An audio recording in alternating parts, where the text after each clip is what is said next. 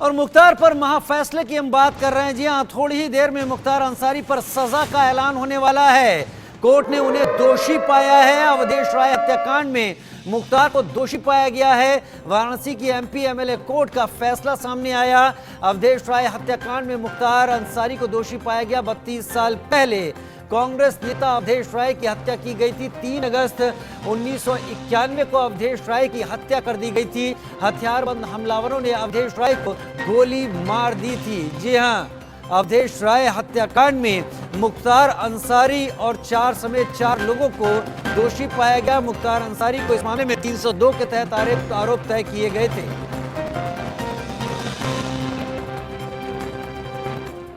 Accused जो मुख्तार अंसारी जो चेहरा उनका कोर्ट की तरफ था, उनको उन्होंने वीडियो कॉन्फ्रेंसिंग से लिया और उनको जो है ये कहा कि आप जो है इस मामले में 145 और 302 में दोषी जाते हैं। और सजा के प्रश्न पे उस वक्त सरकारी वकील जो लोग थे और जो मृतक अवधेश राय के जो भाई हैं, जो पूर्व मंत्री रहे, वो भी कोर्ट रूम में थे। उनके जो पर्सनल एडवोकेट अनुज यादव थे, वो कोर्ट रूम में थे। काफ़ी संख्या में एडवोकेट थे और कोर्ट ने दोषी पे जो सजा पे 2 लंच बाद पे रखा है। मतलब देखिए, एक चीज जान लीजिए कि 302 जिसपे 2 आरोप इनके ऊपर दोषित करा दिए, इसमें आईपीसी में सिर्फ 2 ही सजा है, आजीवन कारावास या फांसी। तो अब ये तय हो गया है कि लंच बाद उनको 2 सजा में से 1 सजा दी जाएगी।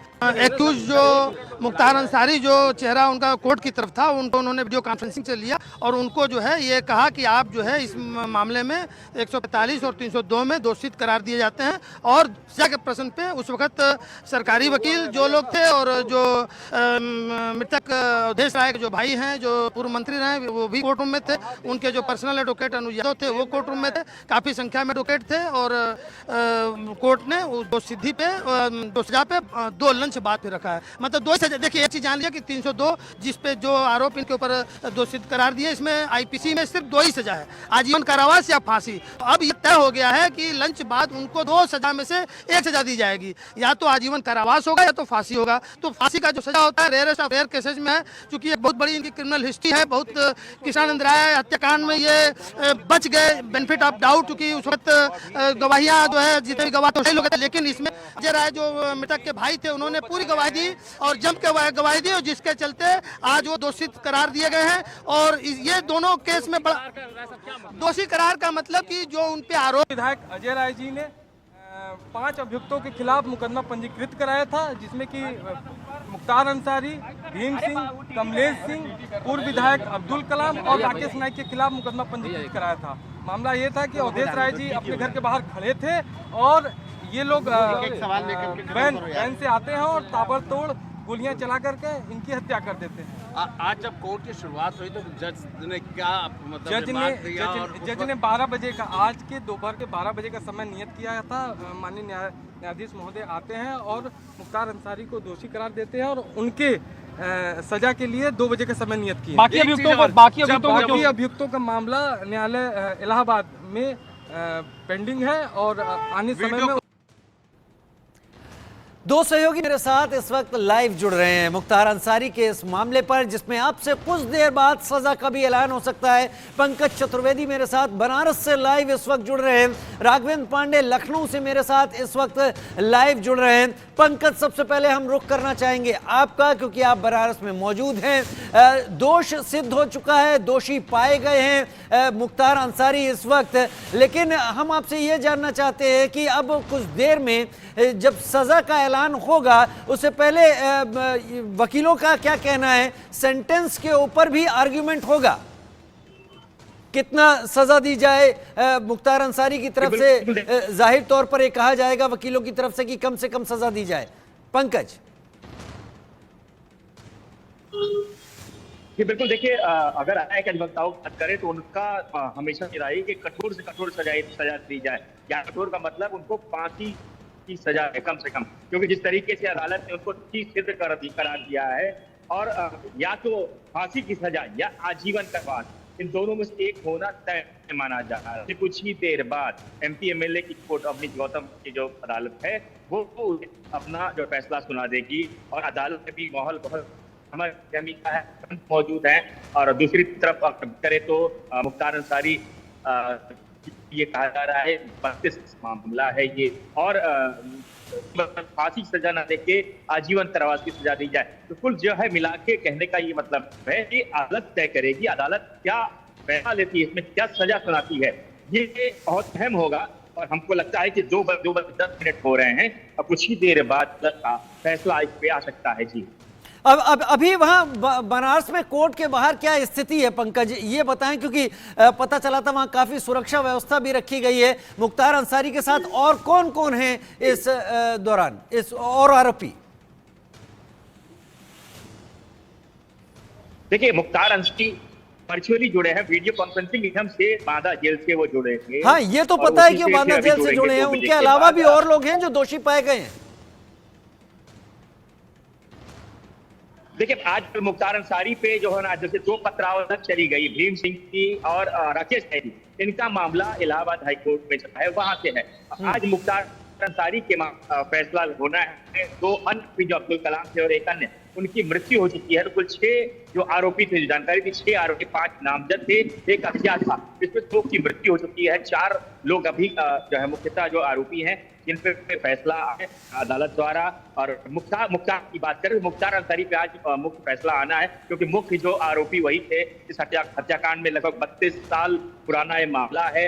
और अजय राय और उनके साथ एक अन्य जो गवाह विजय पांडे, उनकी अहम गवाही हुई है, उसको देखते हुए अदालत आज जो है फैसला सुनाएगी। और अगर हम बात करें अदालत के बाहर की, तो देखिए कचहरी के जितने गेट है वहां पे सुरक्षा की पूरी चाक चौबंद व्यवस्था की गई थी। कंपनी पीएससी के अलावा सैकड़ों की संख्या में पुलिस के जवान हैं, दर्जनों सब इंस्पेक्टर्स हैं, 7 थानों की पुलिस फोर्स के अलावा जो है स्निपर डॉग्स भी हैं, बीडीएस भी पे खड़ी हुई है।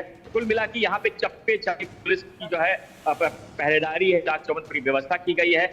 कचहरी पर वो भी आ रहा है, जा रहा है, उस पूरी सघन तलाशी ली जा रही है। और मीडिया को कचहरी परिसर से दूर रखा गया है, गेट रखा गया है। जी, ये अब जैसे करीब 2:15 का वक्त हो रहा है, और जाहिर सी बात है कि जब अदालत बैठेगी तो सबसे पहले सेंटेंस के ऊपर एक आर्ग्यूमेंट होगा, जिसमें मुख्तार के वकील अपनी तरफ से अपनी दलीलें रखेंगे, अदालत से इस बात की गुहार लगाएंगे कि कम से कम सजा दी जाए। लेकिन मेरे साथ राघवेंद्र भी इस वक्त जुड़े हुए हैं, राघवेंद्र पांडे ज्यादा जानकारी के साथ। राघवेंद्र, जब से योगी सरकार आई है, प्रोसिक्यूशन ने सरकार के निर्देशों पर ऐसे माफिया और ऐसे अपराधियों के खिलाफ अदालत में इतनी बेहतरीन पैरवी की है कि अधिकतर मामलों में ऐसे माफियाओं को सजा हुई है। वही एक तस्वीर आज भी उभरती हुई दिखाई पड़ रही है।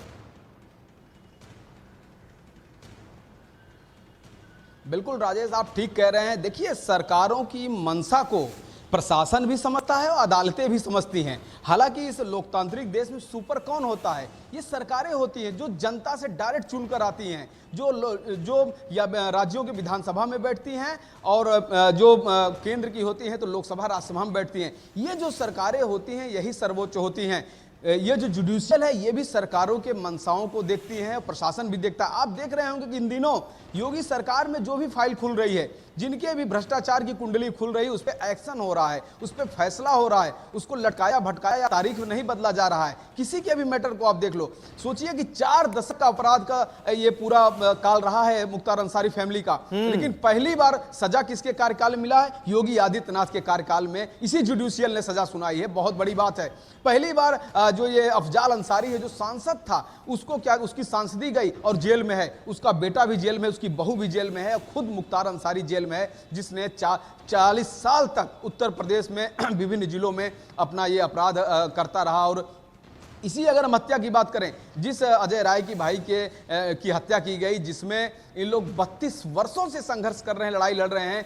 1991 में पूरा वाराणसी कांप गया था जब इन्होंने कड़कड़ा तड़तड़ाती हुई गोलियां चलाई थी, जब वहां पर हत्या की गई थी 1991 में। आज उसी लड़ाई को लड़ते लड़ते आज 30 साल हो गए, 30 वर्ष बाद आज यह फैसले की घड़ी आई है, सबसे बड़े फैसले की घड़ी आई है। अभी लंच पूरा हुआ है, लंच ब्रेक का टाइम ओवर हुआ है।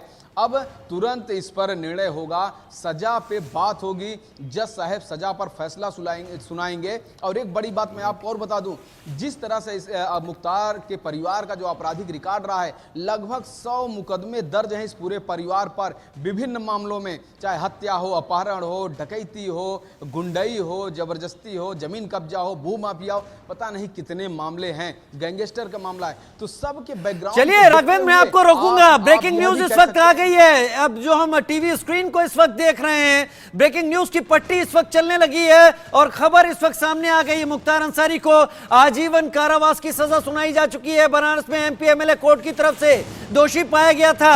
बड़ी खबर हमारे टीवी स्क्रीन पर इस वक्त लगातार आने लगी है, फ्लैश करने लगी है। मुख्तार अंसारी पिछले कुछ दिनों से लगातार कई मामलों में उनको सजा सुनाई गई है, अलग अलग मामलों में सजा सुनाई जा रही है। और इस मामले में 3 अगस्त 1991 का मामला, अवधेश राय कांग्रेसी नेता जिनकी हत्या सरेआम कर दी गई थी, उस हत्याकांड में मुख्तार को आजीवन कारावास की सजा वाराणसी के एमपी एमएलए कोर्ट ने सुना दी है। मुख्तार अंसारी को उम्र कैद की सजा सुना दी गई है। जी हां, बड़ी खबर इस वक्त टीवी स्क्रीन पर आप देख रहे हैं। उम्र कैद की सजा दे दी गई मुख्तार अंसारी को। ये सोचा जा रहा था क्योंकि 302 का आरोप था, हत्या का आरोप था, उसमें या तो फांसी की सजा होती है या उम्र कैद की सजा। इस बारे में वकील भी कह रहे थे कि इन दो में से कोई एक सजा मिल सकती है और इस बात को अब ये सामने आ गई है। अदालत ने मुख्तार अंसारी को उम्र कैद की सजा सुना दी है। जी हाँ,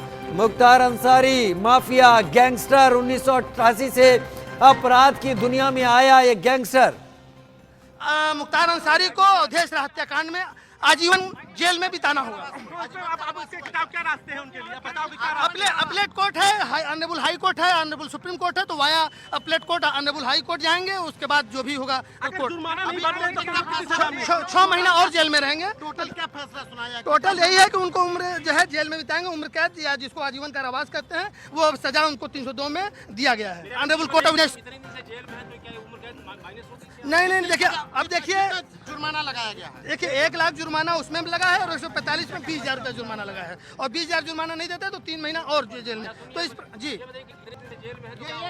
देखिए, ऐसा नहीं है कि वो कंपनसेट होगा। आजीवन कारावास का इंटरप्रिटेशन अलग है और आजीवन मतलब आजीवन कारावास होता है। शासन बाद में नेक चलनी पे वो अलग इशू है। जेल मैनुअल के आधार पे जो आप बड़े बड़े केसेज में देखे हैं कि मुलजिम बाहर आए हैं, तो ये कैसा केस होगा, शासन इसको किस रूप में लेती है। तो जिस प्रकार से इनका आपराधिक इतिहास है, इनको कोई रेमेडी नहीं मिलेगी, ऐसा जी सवाल उठ रहा है कि चूंकि मुख्तार अंसारी पहले से ही जेल में, तो जो उन्होंने सजा काट ली है, क्या वो उस पर माइनस होगी या उतनी सजा? देखिए, ऐसा है कि इनको 4-5 अन्य मामलों में भी सजाएं हुई हैं, तो जो अन्य सजाएं हैं वो उस पे उनको उसमें कंपनसेट हो सकता है। लेकिन इसमें आजीवन कारावास जो अब कोर्ट में इसको जो आगे जब जाएंगे, वो क्या अपील में इसका ग्राउंड लेते हैं, जेल मैनुअल के हिसाब से उनको कैसे उसका दिन की गणना होगी, ये अलग विषय है। लेकिन अभी जो प्रथम जो कोर्ट ने आदेश दिया है, उसमें पूरा जीवन उनको आजीवन जेल में ही बिताना होगा। कितना जुर्माना लगा है?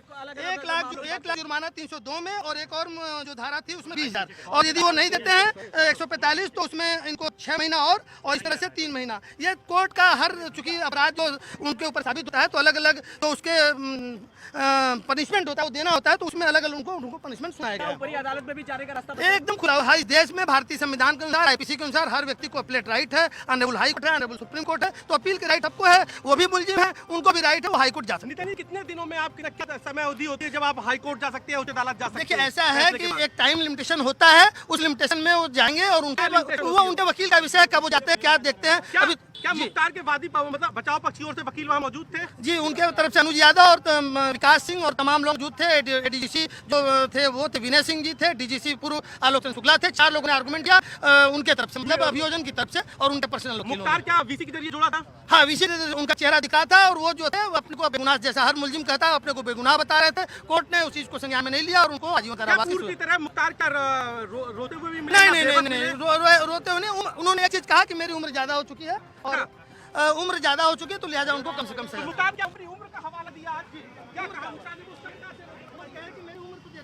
वकील को आपसे सुना, वाराणसी से वकील तमाम चीजें इस पर क्लियर कर रहे थे। अदालत में किस तरीके से बात हुई, मुख्तार अंसारी को वीडियो कॉन्फ्रेंसिंग के जरिए पेश किया गया और मुख्तार अंसारी ने सिर्फ इतना बोला कि मेरी उम्र ज्यादा हो गई है, लिहाजा मुझे कम से कम सजा दी जाए। मुख्तार अंसारी ने भी अपना पक्ष रखा, क्योंकि वकील अक्सर ऐसा पक्ष रखते हैं, लेकिन मुख्तार ने बातें सामने रखी। मेरे साथ पंकज चतुर्वेदी बनारस से जुड़े हुए हैं, मेरे साथ इस वक्त आसिफ जुड़े हुए हैं न्यूज रूम से तमाम जानकारी के साथ। आसिफ, एक और झटका, माफिया गैंगस्टर जो सोचता था, जो समझता था कि उसकी बादशाहत हमेशा के लिए है, अब उसको शायद एक लंबा वक्त जेल की सलाखों के पीछे ही काटना होगा।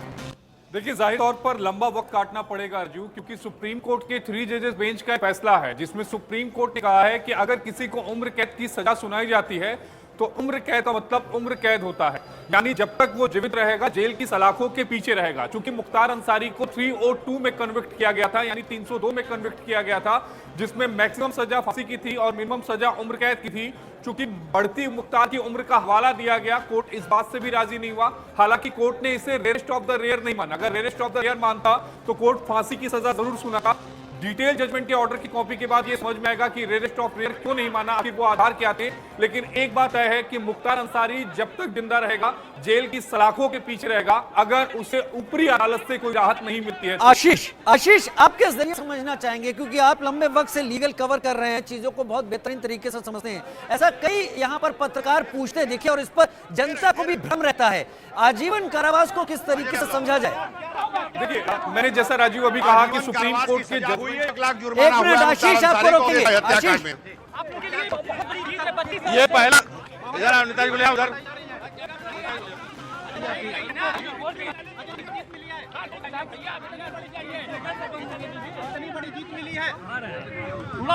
देखिए, ये 32 साल की लड़ाई जो मैंने अपने सभी साथियों, परिवार और अपने वकील, हमारे जो लोग, सभी लोगों ने मिलकर जो ये लड़ाई लड़ी, उस लड़ाई में आज बाबा विश्वनाथ की कृपा से हम लोगों को विजय मिली है और ऐसे दुर्दांत अपराधी को माननीय न्यायालय ने आजीवन कारावास की सजा सुनाई। कितनी बड़ी जीत मानते हैं इसे? अरे ये आज हम लोग के जीवन का 32 साल से जिसका इंतजार कर रहे थे, आप 32 साल के बाद ये फैसला आया है, तो अब इसका आप समझ सकते हैं कि हमारा, हम, मैं और मेरा परिवार और हमारे बड़े भाई की बिटिया आदेश भैया की सभी लोग बहुत ही न्यायपालिका का शुक्रगुजार है। सब लोग धन्यवाद दें। कितनी उम्मीद थी इस फैसले को लेकर, कितनी उम्मीद थी? हम लोगों ने जो डटकर काम किया था, जो डटकर हमने गवाही की थी, जीरा किया था और जो हम लोगों ने साक्ष्य दिया था, उससे ये लगता था कि निश्चित तौर से इस ज्यादा से ज्यादा सजा इनकी होगी और वो न्यायपालिका ने उनको ये किया।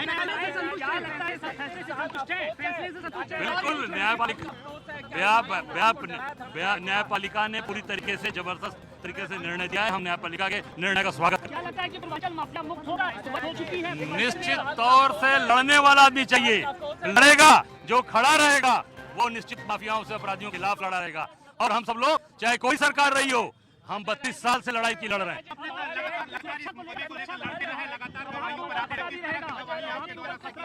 अब खतरा, बहुत खतरा पहले से भी है, लगातार खतरा बढ़ता जा रहा है, पर सरकार मेरी सुरक्षा व्यवस्था के नाम पर कुछ नहीं, 2-3 गनर दे रखा है। मैं लगातार ये मांग कर रहा हूँ कि ये सुरक्षा बढ़ाई जाए, सुरक्षा नहीं बढ़ाई जा रही है। अगर मेरे साथ कोई दुर्घटना होती है, उसकी पूरी जिम्मेदार ये भारतीय जनता पार्टी की सरकार होगी। अब ये सरकार तय करना चाहिए कि जो व्यक्ति लड़के खड़ा है उसकी सुरक्षा करे और उसके पूरे परिवार की सुरक्षा करे। अब ये सुप्रीम कोर्ट तक भी हम लोग लड़ेंगे, कहीं भी पीछे नहीं है। जो व्यक्ति 32 साल इंतजार कर सकता है तो आगे भी लड़ेगा, पीछे नहीं हटेगा।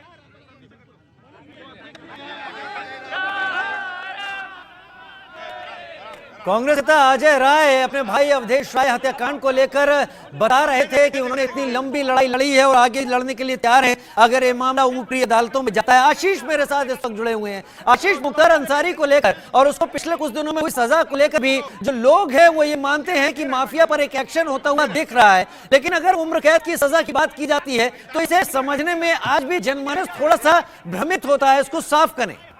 आप देखिए, सुप्रीम कोर्ट का एक फैसला है राजू, जिसमें सुप्रीम कोर्ट ने यह कहा था कि life imprisonment means life imprisonment, यानी उम्र कैद की सजा तब तक रहेगी जब तक आप जीवित रहेंगे। हालांकि उसमें एक कैच है, 14 सालों के बाद स्टेट के पास, यानी राज्य सरकार के पास ये अधिकार आ जाता है कि वो चाहे तो दोषी को रेमिशन दे सकती है, यानी उसकी जो बाकी आगे की जो सजा है वो माफ कर सकती है, क्योंकि 14 साल कानून की किताबों में उम्र कैद की सजा लिखी हुई थी और उसके बाद स्टेट के पास पावर आ जाती है। लेकिन सुप्रीम कोर्ट का फैसला साफ कह रहा है कि अगर राज्य सरकार रेमिशन नहीं देती है तो उसे तमाम उम्र सलाखों के पीछे रहना पड़ेगा। अभी हम अपने दर्शकों को अजय राय की बाइट सुना रहे थे। अजय वो शख्स हैं जो उस समय मुख्तार अंसारी के साथ, माफ करिएगा, जो उस समय अवधेश राय, उनके बड़े भाई उनके साथ मौजूद थे और ठीक थाना चेतगंज पर उस समय जब गोलियां चली थी उसमें वो मौके पर मौजूद थे और उन्होंने ही तहरीर पुलिस में लिखाई थी, जिसके बाद ये पूरा मुकदमा चला।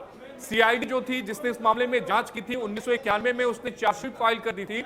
लेकिन आप समझिए 31 साल अदालत में इस मामले की सुनवाई चली और 31 सालों के बाद अदालत का फैसला आ जाया। मैं रोक रहा हूं आपको। आशीष, आपके पास आता हूं। आजीवन कारावास से दंडित किया गया और 1 लाख अर्थदंड लगाया गया है माननीय न्यायालय द्वारा। आप लोग के लिए कितनी बड़ी जीत है? ये बहुत बड़ी जीत है। 32 साल से लगातार हम लोग लड़ रहे हैं इस चीज को और अंततः आज फैसला आया है। ये हम लोगों के लिए ढेर सारी। क्या आगे उच्च न्यायालय या सर्वोच्च न्यायालय में भी जाएंगे? जी जरूर जरूर, ये वादी मुकदमा है जहाँ ये पैरवी करेंगे, उनके साथ अगर हम लोग अपॉइंट होते हैं तो हम भी लड़ेंगे। अब मुख्तार की तरफ से क्या स्टैंड हो सकता है? अब ये तो उनके वकील बताएंगे, उनके वकील बता सकते उच्च हैं। न्यायालय जा सकते हैं? अब स्वाभाविक है, जब यहाँ से सजा हुई है तो वो उच्च न्यायालय ही जाएंगे।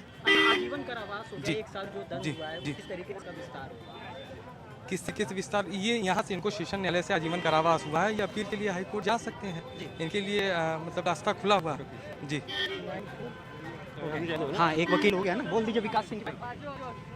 उसमें बनाए गए थे मुलजिम, उसमें मुख्तार अंसारी थे, अब्दुल कलाम थे, भीम थे, कमलेश थे, राकेश नाइक है। आज मुख्तार अंसारी के मुकदमे में सजा हुए, ट्रायल उनका ही विचाराधीन था। 1 लाख रुपए का जुर्माना लगाया गया है। 20,000 रुपए का जुर्माना उनको 148 के सेक्शन में लगाया गया है। क्या है उससे हमारी मुकदमा, मैं संतुष्ट हूँ। बाकी जो आरोपी हैं उनका मुकदमा 3rd डीजे का विचाराधीन है, उसमें आगे कार्रवाई की जाएगी। आप लोग पूरी तरीके से संतुष्ट हैं इस मामले में? जी।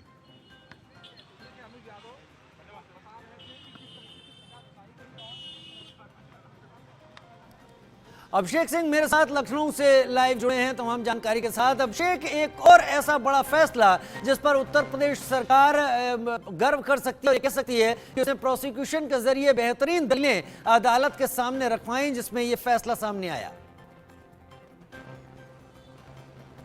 बिल्कुल, और मैं बताना चाहूँगा कि आज मुख्यमंत्री योगी आदित्यनाथ का जन्मदिन भी है। 51 साल के हो गए वो, और आज के ही दिन मुख्तार अंसारी को एक और मामले में उम्र कैद की सज़ा सुनाई गई है। लगातार सरकार ये प्रयास कर रही थी, एक के बाद एक जल्दी से जल्दी फास्ट ट्रैक कोर्ट्स का रास्ता अपनाया जा रहा है। ज़्यादा से ज़्यादा मामलों में जिनमें चार्जशीट नहीं लगी थी उनमें चार्जशीट लगाई जा रही है। आपको बताना चाहूँगा कि 60 से ज़्यादा मामले हैं मुख्तार अंसारी पर, जिसमें से 6 मामले गाजीपुर में ही हैं, 2 मामलों में सज़ा हो चुकी है, 1 मामले में वो बरी हो गए थे, बाकी में ट्रायल चल रहा है। और इसी तरह के और भी कई ऐसे ज़िलों में मामले हैं, बनारस में, पंजाब में, कई जगह पर ऐसे मामले हैं जहां पर इसी तरह मुख्तार अंसारी के मामलों में शिथिलता पिछली सरकारों में अपनाई गई थी। उसके रसूख के चलते, उसके दबदबे के चलते, उसके मैनेजमेंट, शब्द सही रहेगा कहना, उसके मैनेजमेंट के चलते। लेकिन पिछले 6 सालों में जिस तरह कार्रवाइयों के दौर हमने देखे, मुख्तार अंसारी नहीं, उससे जुड़े जितने भी लोग थे, ज़्यादातर लोग या तो जेल में हैं या फिर उनके ऊपर उस तरह के मुकदमों में ट्रायल चल रहा है, अंडर ट्रायल है वो, या फिर सज़ा सुनाई गई है। मुख्तार अंसारी के कुल मामलों में अगर सुनाई जाती है तो ये साफ हो जाएगा कि उम्र भी शायद कम पड़ जाए उस सज़ा को काटने के लिए। उम्र कैद की सज़ा सुनाई गई, कुछ मामलों में 10 साल की सज़ा सुनाई गई है, एक मामले में 4 साल की सज़ा। इस तरह के कई ऐसे मामले हैं, क्योंकि उस वक्त जब जराइम की दुनिया फल फूल रही थी, मुख्तार अंसारी जिस कुर्सी पर बैठ गया था, पूर्वांचल के सबसे बड़े माफिया डॉन की कुर्सी पर, और उस वक्त ना सिर्फ गैंग्स को हथियार सप्लाई हो रहे थे, सोफिस्टिकेटेड वेपन से दहशत फैलाई जा रही थी, और कई ऐसे हाई प्रोफाइल मर्डर्स प्लान करके करवाए मुख्तार अंसारी ने, जिसको लेकर दहशत इस कदर फैली कि उसका नाम सुनते ही लोग कुर्सी छोड़ देते थे।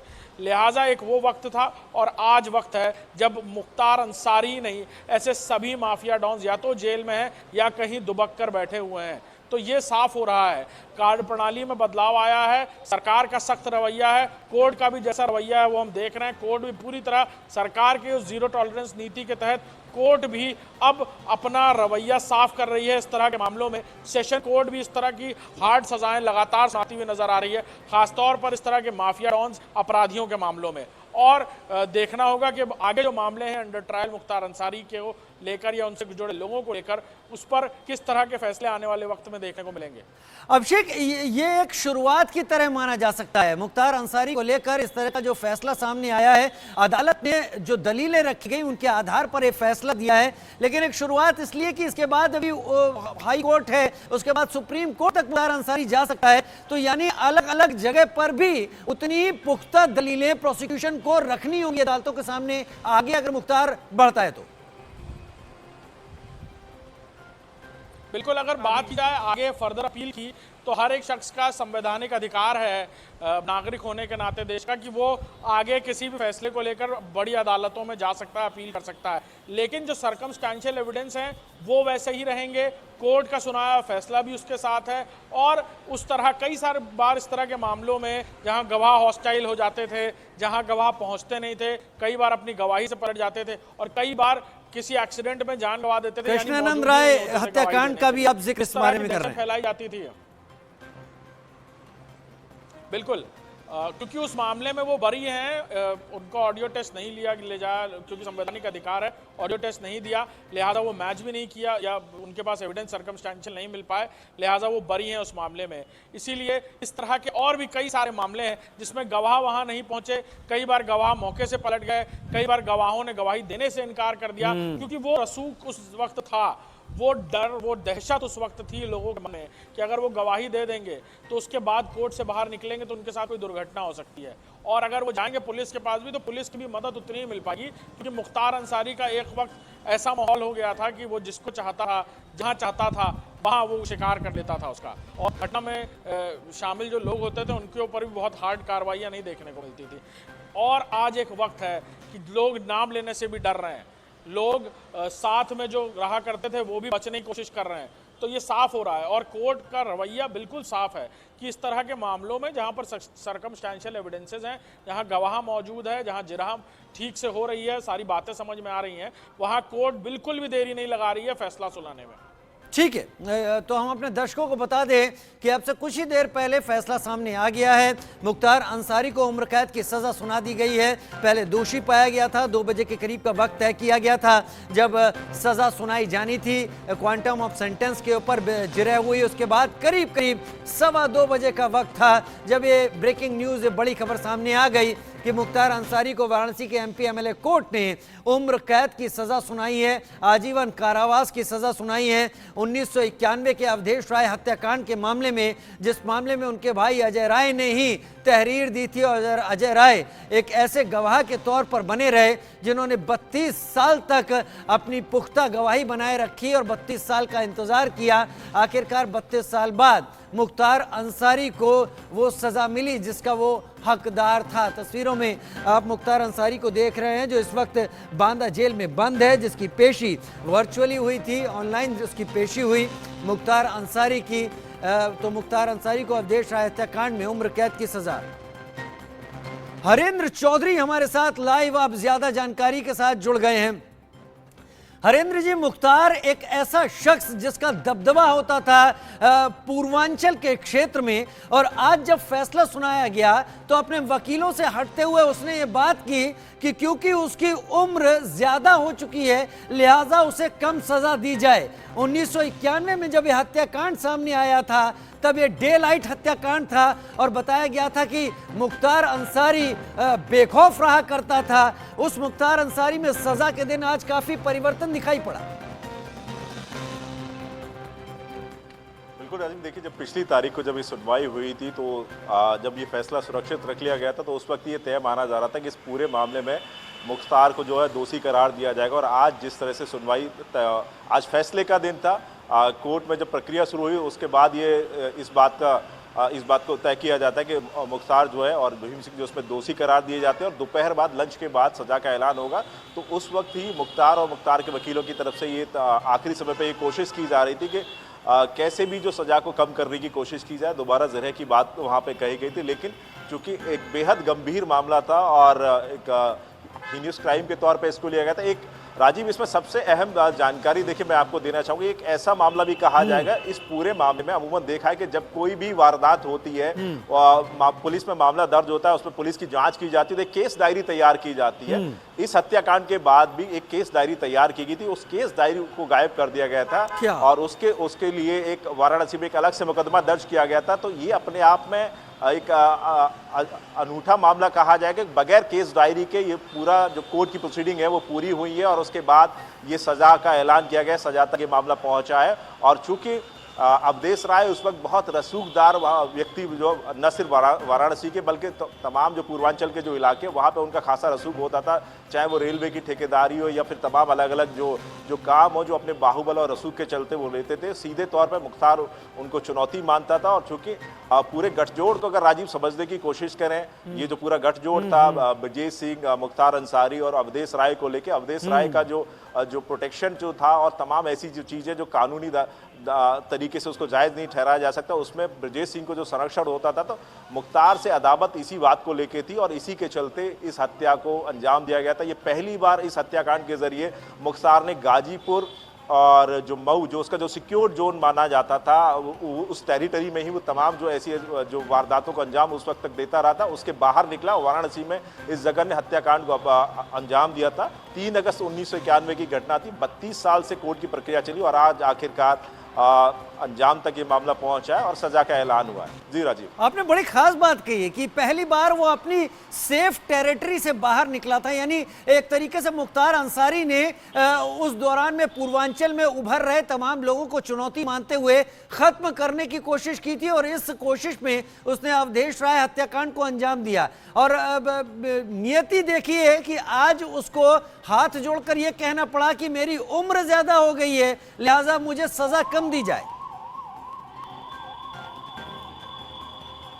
बिल्कुल, देखिए राजीव, जो आपने जिस बात का जिक्र किया कि उससे उम्र का हवाला देते मुख्तार अंसारी ने इस बार रियायत की, राहत की एक जो है राहत देने की जो अब मांग जो कोर्ट के सामने अपने वकीलों के जरिए रखी है, ये पहला मामला नहीं, उससे पहले भी जो कि बांदा जेल में मुख्तार बंद है, तमाम अलग अलग मामलों में 61 से ज़्यादा उसके ऊपर मुकदमे दर्ज हैं, उनकी सुनवाई होती है वर्चुअली वीडियो कॉन्फ्रेंसिंग के जरिए, उसको कोर्ट में उसकी सुनवाई होती है। तो इस दौरान भी हालिया दिनों में कुछ ऐसे वाक़े आए हैं जब कोर्ट के सामने उसने अलग अलग तरह की जो है जो अपील की है, विनती की है, इस बात को लेके की है कि उसके जो जेल में जो उसको खाना दिया जाता है उसमें वो जो तमाम जो उसके पसंद की जो चीज़ें थी वो उसको मुहैया करा दी जाए, फल मुहैया करा दिए जाए और उसके अलावा कुछ अच्छे कपड़े मुहैया उसको करा दिए जाए। तो ये वो उसकी ये व्यवहार और उसकी सोच में बदलाव पिछले कुछ दिनों से देखने को मिला और इसी के चलते आज भी जब उसको ये दोषी करार दिया गया तो उसको उम्मीद थी कि उम्र का हवाला देके अगर वो एक रियायत की अपील जो है, एक विनती जो जज के सामने वकीलों के जरिए की जाती है तो शायद कुछ रहम उसको हो सके जज की तरफ से।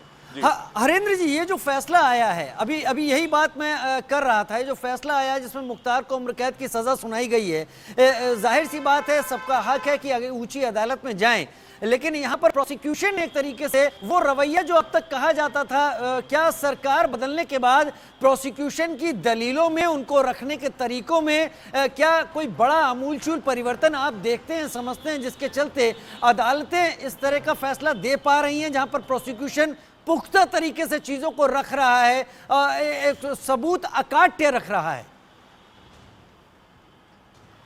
बिल्कुल राजीव, बेहद अहम बात आपने की है, बहुत अहम मसला है और इस बात को लेकर हमने पहले भी देखा कि जब भी तमाम जो बड़े बड़े हत्याकांड और बड़े आपराधिक मामले होते थे जिसमें बड़े माफियाओं, बड़े अपराधियों के नाम शामिल होते थे, उसमें लचर पैरवी के चलते उनको अलग अलग समय पर राहत मिलती थी और इस लचीलेपन के चलते ही जो कोर्ट की पूरी प्रक्रिया है न सिर्फ उसको डिले किया जाता था बल्कि इसका फ़ायदा जो आरोपी थे, जो इसको सजाया याफ्ता समय रहते हो जाना चाहिए था, उनको सीधा फ़ायदा पहुँचता था। अब चूँकि पिछले 6 साल से यूपी की कानून व्यवस्था में बदलाव आया, सरकार बदली, निजाम बदलने के बाद आप समझते हैं कि जैसी राजा वैसी प्रजा, उस तरह की जो कहावत है वो यहाँ पे चरितार्थ होती हुई दिखाई दे रही है। तो प्रोसिक्यूशन की जो पैरवी है वो ज़्यादा एग्रेसिव होकर प्रोसिक्यूशन जो है इस तरह के मामलों में पैरवी करता है और अपनी दलीलें कोर्ट के सामने रखता है और इसी के चलते तमाम जो मामले 32 साल पुराना ये मामला है जो बहुत लंबे समय से पेंडिंग थे, लंबित थे, अब उनमें फैसला सुनाया जा रहा है। जी राजीव। अच्छा हरेंद्र जी, एक बड़ा सवाल यहाँ पर आज जो फैसला सामने आया उससे जुड़ा हुआ एक सवाल, और पूर्वी उत्तर प्रदेश में इलाहाबाद से लेकर और गोरखपुर तक की जो माफिया और गैंगस्टर की जो जमात है उसको लेकर सवाल रख रहा हूँ। आज का फैसला, अतीक अहमद और अशफाक वो दोनों ही खत्म हो चुके हैं, लेकिन इस फैसले के बाद, अतीक के उस हाल के बाद, क्या पूर्वी उत्तर प्रदेश में माफिया गैंगस्टर का जो अब तक रोल रहा करता था उसको पूरी तरीके से खत्म करने की तरफ एक कदम आगे बढ़ाया हुआ आप समझ सकते हैं? बिल्कुल सही बात कही राजीव आपने। देखिए, इसको एक कदम आगे बढ़ाया हुआ ही समझा जाएगा, लेकिन जिस तरह से पिछले 6 सालों में जैसे लगातार हम अपने दर्शकों को बता रहे हैं कि सरकार की मंशा के अनुरूप जो है जिला प्रशासन की तरफ से और पुलिस प्रशासन की तरफ से जो कार्रवाई हो रही है और प्रोसिक्यूशन की तरफ से भी पुख्ता दलीलें कोर्ट में रखी जा रही हैं और ऐसे मामलों का न सिर्फ फास्ट ट्रैक में कोर्ट में ट्रायल हो रहा है बल्कि जो एक्सपीडिशली मामलों को टेकअप करके उनको अंजाम तक पहुंचाने की जो कोशिश है। और चूंकि योगी सरकार की तरफ से तमाम वो कार्रवाई हुई है जो माफिया तमाम जो बाहुबली है उनकी कमर तोड़ने के लिए काफ़ी है, न सिर्फ उनकी संपत्तियों को जब्त किया गया है बल्कि तमाम ऐसे मामले जिनमें उनको राहत मिली हुई थी, जिनमें वो बचे हुए थे, मजबूत पैरवी के चलते उनमें उनको लगातार सज़ा का ऐलान हो रहा है। तो ये जो आज जो सज़ा का ऐलान हुआ है, जिस तरह से अतीक और अशरफ की हत्या हुई थी उसके बाद जिनके ऊपर तमाम ऐसे मुकदमे दर्ज हैं, चाहे वो हिस्ट्री सीटर हो, चाहे वो बड़े माफिया अपराधी हों, उनकी जो कमर तोड़ने वाली बात थी, अब उसमें इसको अगला कदम माना जाएगा कि जिस तरह से सजा का ऐलान हुआ है और अब उम्र का हवाला देके मुख्तार अंसारी जिस तरह से रियायत की उम्मीद कर रहा है, तो ऐसे में माना जा रहा है कि जो तमाम ऐसे लोग जो बाहुबली बनना चाहते, जो आइडल मानते थे कि हमारे आदर्श हैं, जो जराइम की दुनिया में जो जाना चाहते थे, वो उन लोगों के लिए एक नज़ीर साबित होगा, ये ज़रूर माना जाएगा।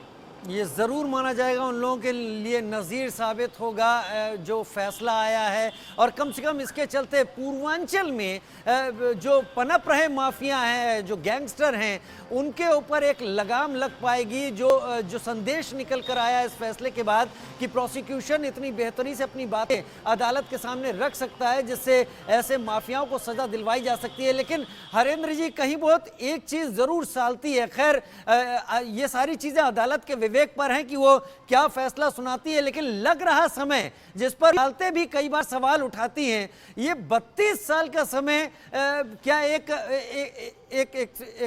बड़े सवाल की तरह नहीं है कि इतने बड़े माफियाओं को इतना वक्त मिल जाता है अदालत से अंजाम तक पहुंचने में? देखिए राजीव, हमने देखा है कि अमूमन जब भी किसी मामले को कोर्ट में ले जाया जाता है, कोर्ट की प्रक्रिया के तहत अगर वो लंबे समय तक लंबित रहता है, उसकी बड़ी वजह यही रहती है कि जो प्रोसिक्यूशन की तरफ से जो दलीलें होनी चाहिए वो उतने पुख्ता नहीं होती। उसके अलावा तमाम जो गवाह, जो लोग जो उस केस से जुड़े रहते हैं, उनकी मंशा, उनकी मौजूदगी और उनके बयान, ये भी बहुत मायने रखते हैं। चूँकि माहौल बदला है, उत्तर प्रदेश में निज़ाम बदलने के बाद तमाम ऐसी चीज़ें बदली है, तो ऐसे में न सिर्फ जो पूरा तंत्र है वो एक्टिव हुआ है, प्रोसिक्यूशन पुख्ता दलीलें देने लगा है, बल्कि वो जो तमाम जो गवाह हैं, जो ऐसे बड़े बड़े जो मामले हैं उनमें गवाह के तौर पे हैं, उनकी गवाही मानी जाएगी, तो वो बेखौफ होके अब गवाही देते हैं, कोर्ट में जाते हैं और अपनी बात रखते हैं। तो ये पूरा माहौल बदलने से ये हुआ है और इसी के चलते ऐसे बड़े केसेस में जो है फैसला देखने को मिल रहा है। जी हरेंद्र जी, हमारे वरिष्ठ योगी, आप हमारे साथ जुड़े तमाम जानकारी के साथ बहुत शुक्रिया। आपका हमारे साथ जुड़ने के लिए एक छोटे से ब्रेक की तरफ बढ़ रहे हैं, जल्द हाजिर होते हैं।